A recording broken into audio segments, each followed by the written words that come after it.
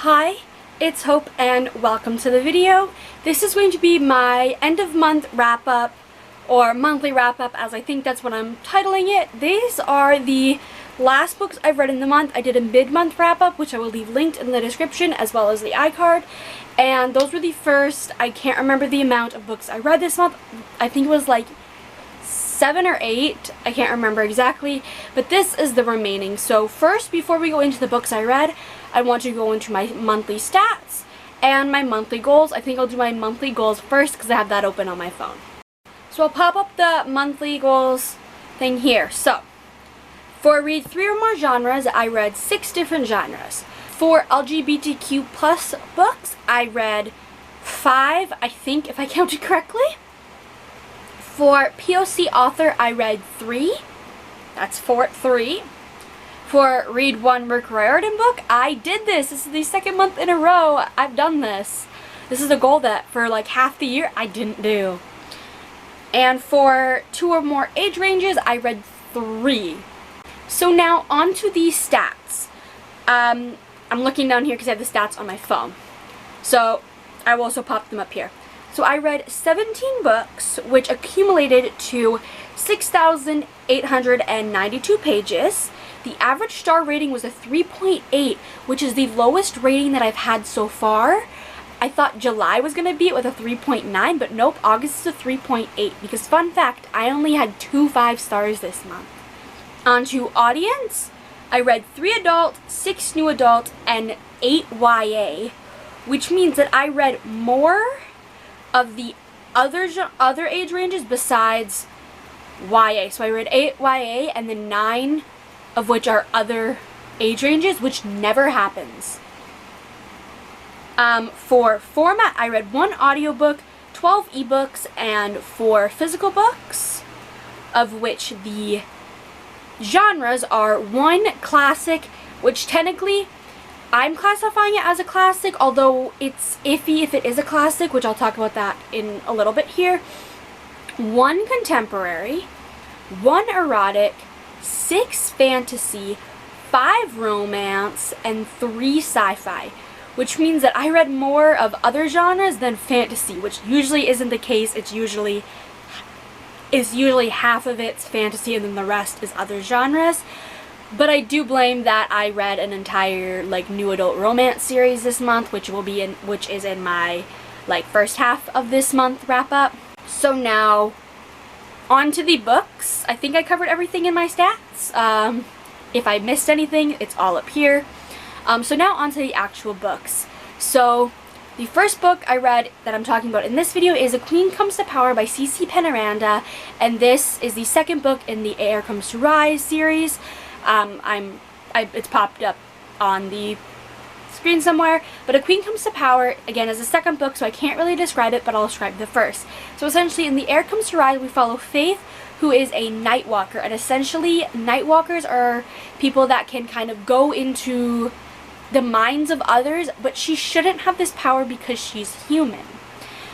She's a human that lives in the like lower level of the city, kind of in poverty almost, and she lives with her best friend, and when her powers get kind of discovered by this guard, she learns how to control her power from him, and that is a very, very rough explanation. The second book, we follow the ending of the first. Obviously, a few months later, we are introduced to a few new characters, a possible new love interest, and this I gave a 4 stars. I liked it just as much as the first one. I think I might have liked it a little bit more. I absolutely love the new love interest that is being set up, and I also love that book 3 is going to be new adult, which means like, oh, I'm just so excited to see this author write new adult. But this is a series that I really enjoyed. I read this on Kindle Unlimited. I don't really have anything else to say except I really enjoyed it. Speaking of enjoying a book, Iron Widow by Xiran J. Zhao. This book doesn't come out until September 21st. I was so lucky enough to get an arc on NetGalley, and I read this book, and it is possible contender for like top 10, maybe even top 5 books of the year. I am going to really struggle to explain this because it is just so good, and I'm going to want to explain spoilers, but essentially we are in this world where these things called chrysalises have to be piloted by a male and a female to try to defeat these aliens, and that's basically a very rough gist of it. I will explain a little bit more. But essentially, the basic premise of the book is we follow Xiran, who her sister was killed by her co-pilot, and this is very common because males are typically stronger than the females, and the females get killed very easily while piloting these chrysalises. And when Xiran ends up becoming a pilot herself and ends up being matched up with her sister's killer. And then Xiran kills her sister's killer and gets the title of Iron Widow because no female has ever killed her co-pilot. And because of this, she ends up getting paired up with the Iron Prince, which is Xiran, and he is this notorious, essentially almost like a notorious murderer because he killed people before becoming a pilot, and him being a pilot is kind of like his punishment, and kind of all of that. And it's essentially Xiran, and Xiran's childhood best friend, Yitzi. I don't know if I'm pronouncing that name right. And essentially it's the three of them kind of trying to not take down this system, but learn more about it and manipulate it almost. And this book has so many tropes I love. It has enemies to lovers, friends to lovers. It is a polyamorous book. It has the forced proximity and one bed, and just, I loved it so much. 5-star if you haven't if I haven't told you, or if I haven't mentioned it. Oh my gosh, this is a book that I am planning on buying my own copy of it because I need it on my bookshelves. I need to be able to just hold it up and scream about it. It is so good. The ending had me shocked, like, oh my gosh. I kind of feel like I already need to reread it. So, like, definitely as soon as I get a copy of it, I'm going to probably be dying to do a reread of it. So it wouldn't surprise me if I read this again before the end of the year because it is so good. And it's a Canadian author, which I'm like, I love. So next we have Stonebutch Blues by Leslie Feinberg, and this is a book that I read for a book club. So it wasn't really my pick. It was more like, hey, if you want to participate, read this book. But essentially, this is a book that I was saying is kind of a classic because it was published over 20 years ago. I think it's almost closer to 30 years ago at this point, because I think it was published in 1993, I think. So it's kind of a classic. Sorry if the angle changed or anything. I had to run and do something. But back to what Stonebutch Blues is about. Essentially, we follow Jess, who deals with the struggle of being essentially what we would equate to today as a masked lesbian in the 60s, 70s, and 80s. I believe that's when this is roughly set.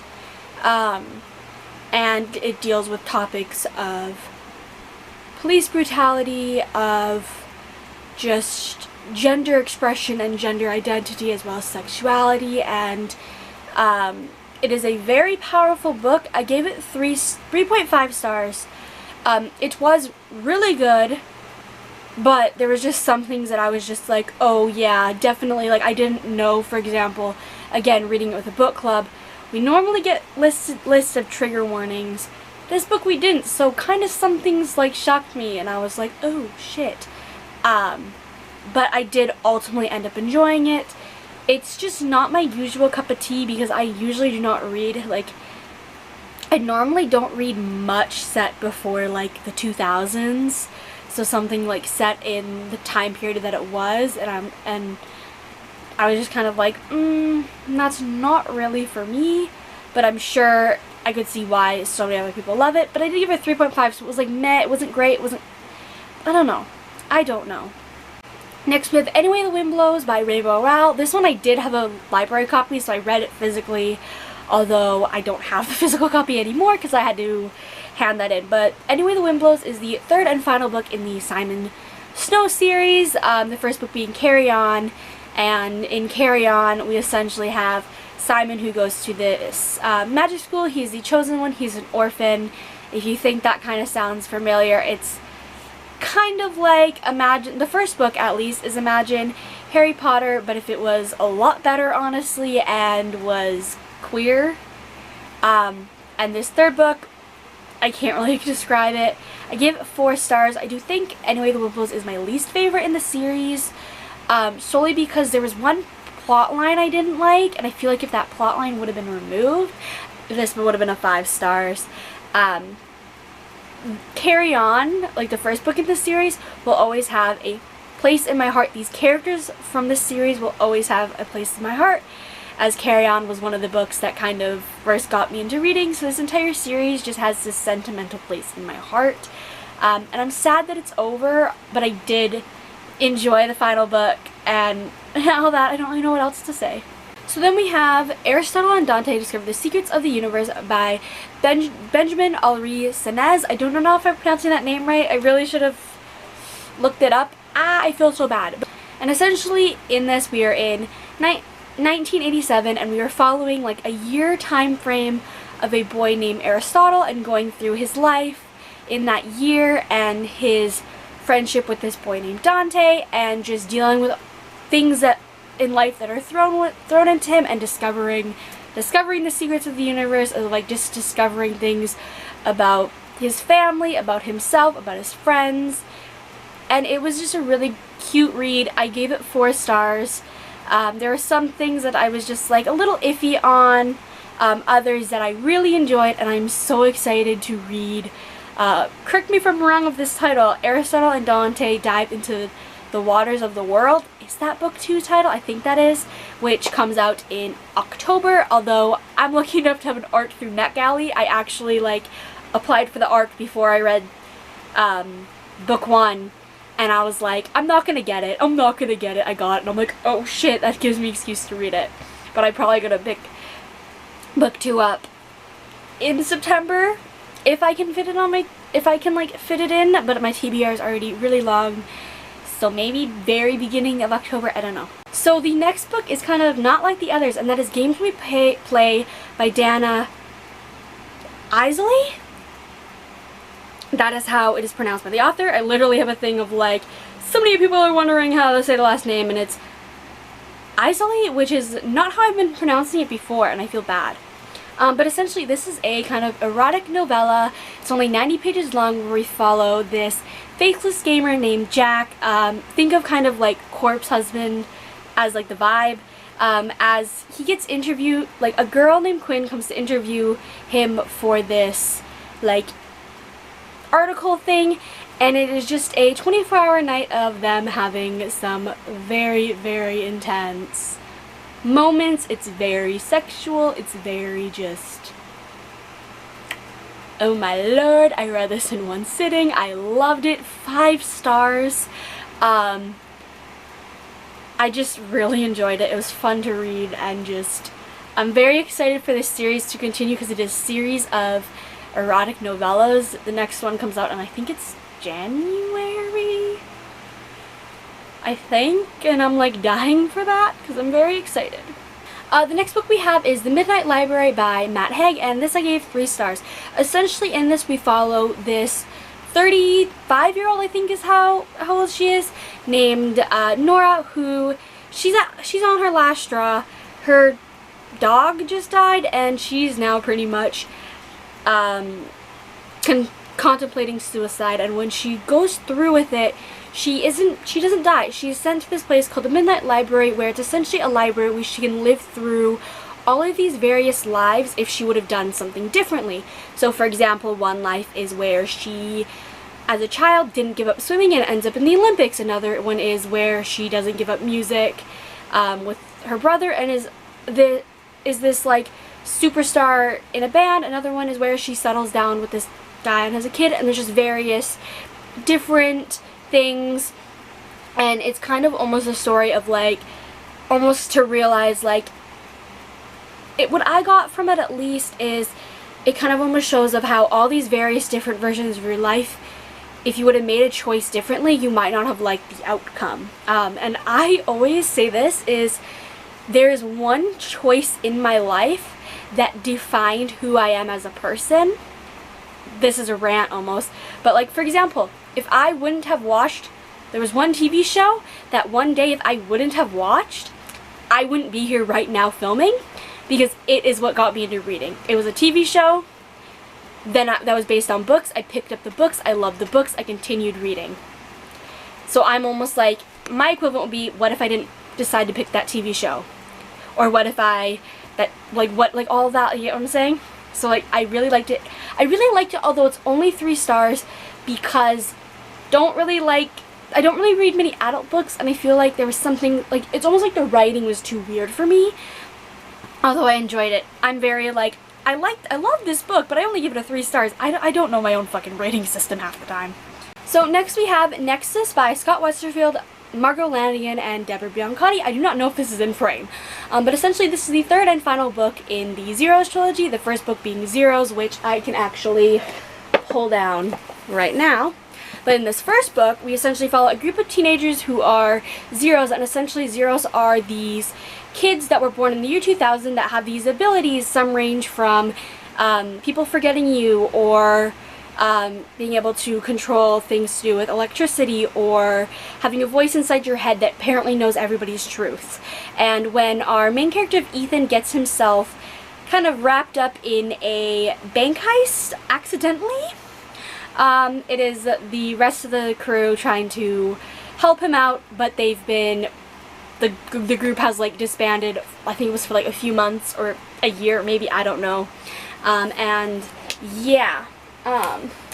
But this book, we are now, essentially we broke one character out of prison and we are on the run to New Orleans. And I gave this 3 stars. Why I gave it 3 stars is because there was an ending that we were trying to not have happen. There was this big thing that we were trying to prevent the entire book, and it went through. And I'm just like, so we did this for what? I do like the characters, that's why I gave it 3 stars. I honestly said in my vlog last week, or was it? No, it was my vlog this week actually, so it would be the next one I post, that if I didn't love these characters so much and this wasn't the last book in the series, I would have DNF'd it. But again, I do like these characters. It's pretty much the only thing going for this book is the characters, because the characters are very flawed, but they're also like, they feel like teenagers. They are written to be like teenagers. They're very flawed and they're very indecisive, and I just really enjoyed that. And then the final book that I read in August, well, I technically read the last like I technically read the last about 40% in September, the first 2 days, is the Tyrants Tune by Riordan, but I'm counting this for August because I read over 50% in August, and I finished it before filming this, so I'm counting it. But this is the 4th book in the Trials of Apollo series. The first book is, what's the first book? The Burning Maze? Is that the first book? Yeah. Where essentially we have the god of Apollo, essentially in the Burning Maze, we have the god Apollo, who is, essentially, he's turned human by Zeus, and he has to essentially navigate his life as a human, but also having these different things happen and needing to recruit various half-bloods from various camps and all of that. And this I gave a 3 star. This is a series that it's like an iffy series. So far, the last 3 books, so books 2, 3, and 4 have been 3 stars, although I refuse to give up on this series. I want to say that I've read all of the Riordan verse, and hopefully in either September or October I will read the Tower of Nero. Hopefully in September or October I will read the Tower of Nero and complete this series. I want to get this series finished by the end of the year, because my original goal was to finish the entire Riordan verse in 2021, but I still have right now 7 books to go, and I'm like, that's not happening before the end of the year, maybe the end of 2022. So those are the books I read. I don't think I forgot any, But yeah, those were the books that I read. Let me know what you read in August. I'd love to hear. And also what you're reading in September. Because I love to hear, ow, I just hit myself. But I'd love to hear what you're reading, what you've read, and all of that. But I really hope you enjoyed this video, and bye!